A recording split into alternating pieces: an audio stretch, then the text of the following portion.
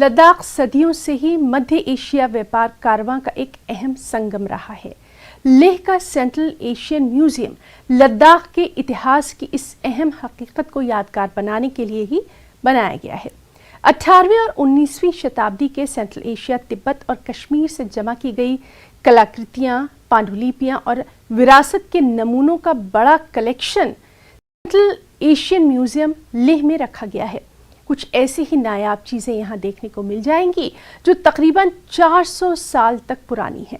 News 18 से बात करते हुए डॉक्टर अब्दुल क़य्यूम, सदर अंजुमन मुइनुल इस्लाम लेह ने लोगों से अपील की कि वो इस म्यूज़ियम को ज़रूर देखें।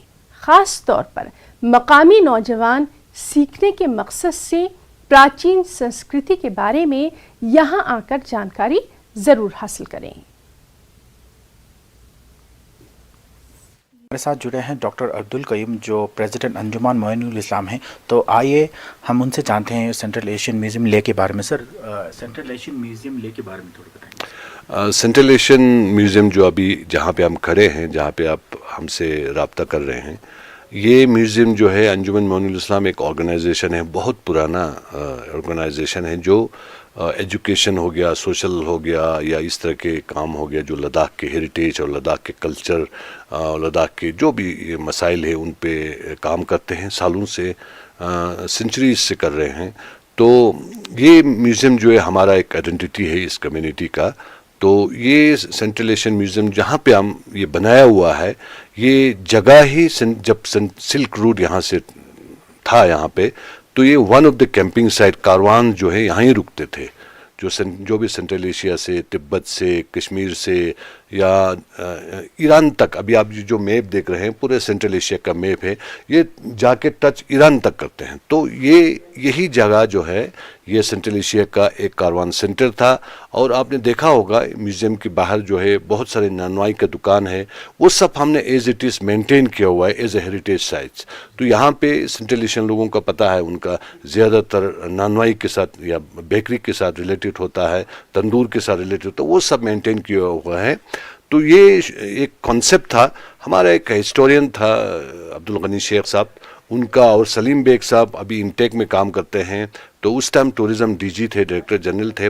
तो इन सब कोलैबोरेशन अंजुमन मोइनुल इस्लाम तीनों मिल के एक आइडिया, इसको टूरिज़्म डिपार्टमेंट को हमने फ्लोट किया। तो वहाँ से, और तिब्बत हेरिटेज है, एंड्रयू जो इसका आर्किटेक्ट है, जमन एक ये है आर्किटेक्ट है, उनका नाम एंड्रयू अलेक्जेंडर है। अनफॉर्चुनेटली वो फोत हो गए हैं। तो उन सब मिल के, ये जो 3 पार्टियां हैं मिल के फिर इसको खड़ा किया हुआ। इसको खड़ा होने में तकरीबन 7-8 साल लगा।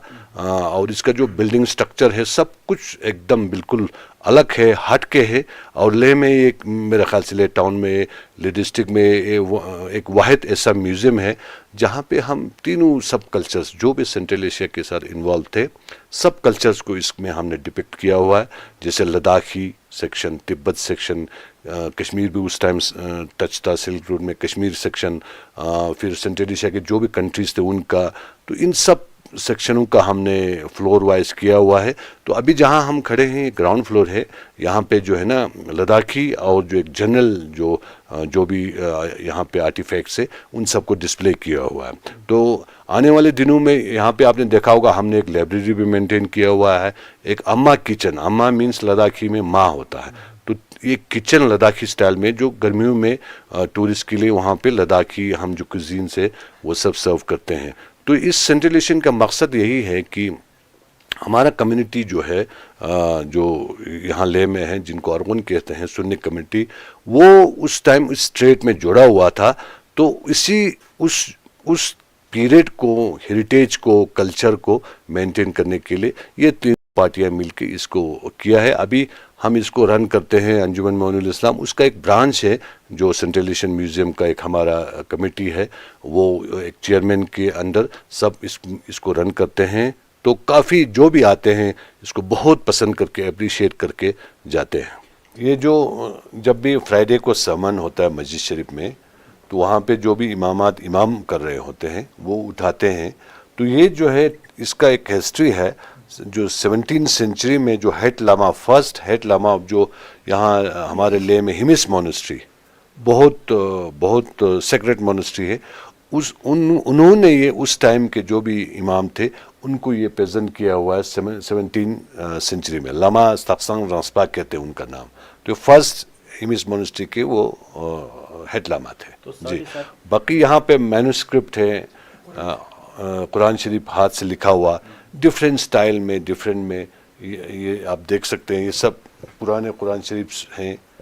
और वहाँ पे शजर नसफ है, हमारे जो प्रॉफिट है लास्ट, आइए ये है मैन्युस्क्रिप्ट हाथ से लिखा हुआ सब कुरान शरीफ है।